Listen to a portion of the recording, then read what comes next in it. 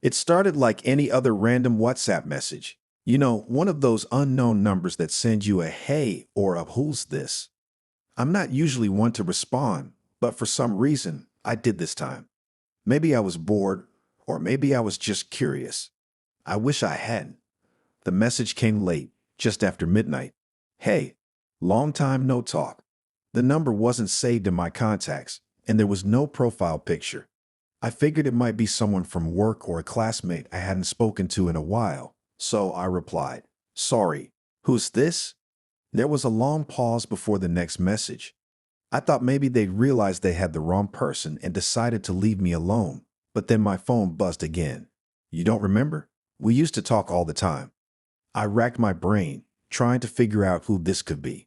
Maybe it was an old friend. I asked for more details. They didn't respond right away. I stared at my phone, waiting, thinking this whole thing was getting weird. Then, just as I was about to put my phone down, another message popped up.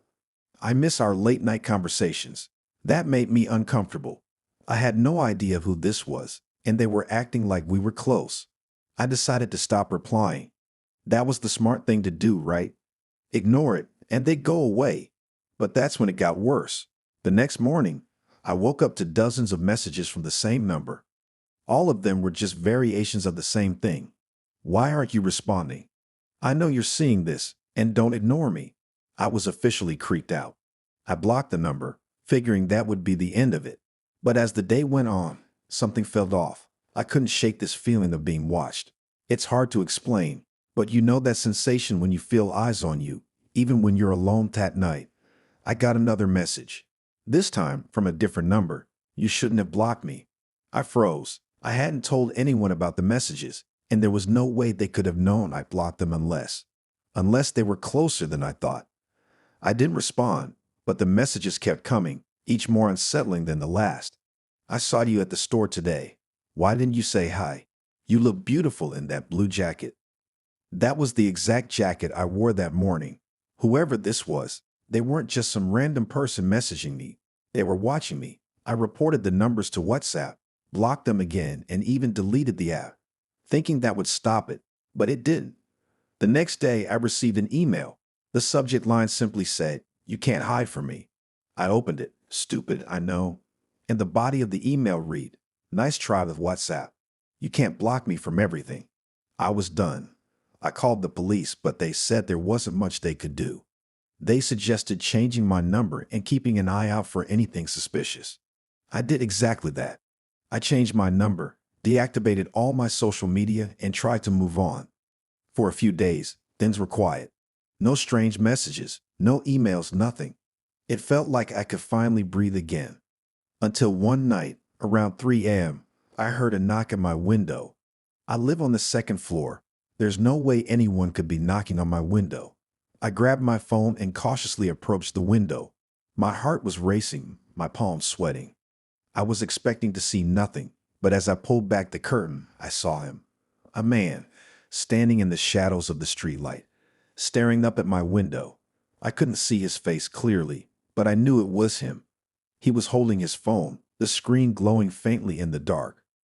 My phone buzzed in my hand, and I looked down to see a new message. Let me in. I stumbled back from the window, my hands shaking. I called the police immediately, but by the time they arrived, he was gone. There were no signs of him anywhere, no footprints, no witnesses, nothing. They assured me they'd keep an eye on the area, but I knew it wasn't over. The messages started again the next day, from yet another new number. You can't get away from me. I was living in constant fear. I barely slept, always on edge, always looking over my shoulder. Then, one day, the messages stopped. No calls, no knocks, no emails. Nothing. I wish I could say that was the end of it. I wish I could tell you I'm safe now. But last night, I heard it again, the knock at the window. Only this time, when I looked, there was no one there. Just a single message on my phone. I'm inside. Panic surged through me. I dropped my phone, backing up slowly, eyes scanning every corner of the room. It was dark, too dark. Every shadow felt alive, shifting and moving as my fear grew. I didn't know what to do, frozen in place, my heart racing so fast I thought it would stop. I grabbed the nearest object, a lamp, and held it up like a weapon. My breath was shallow, my thoughts racing, trying to figure out if this was real or some kind of sick prank. But how could it be a prank? The police didn't take me seriously before, and now I wasn't sure if I was losing my mind or if I was genuinely in danger. The silence was suffocating. I strained to hear any movement, any sign that someone was really in my apartment. The seconds dragged on, feeling like hours. Then I heard it, a faint creak coming from the hallway, just outside my bedroom door. I swallowed hard, gripping the lamp tighter.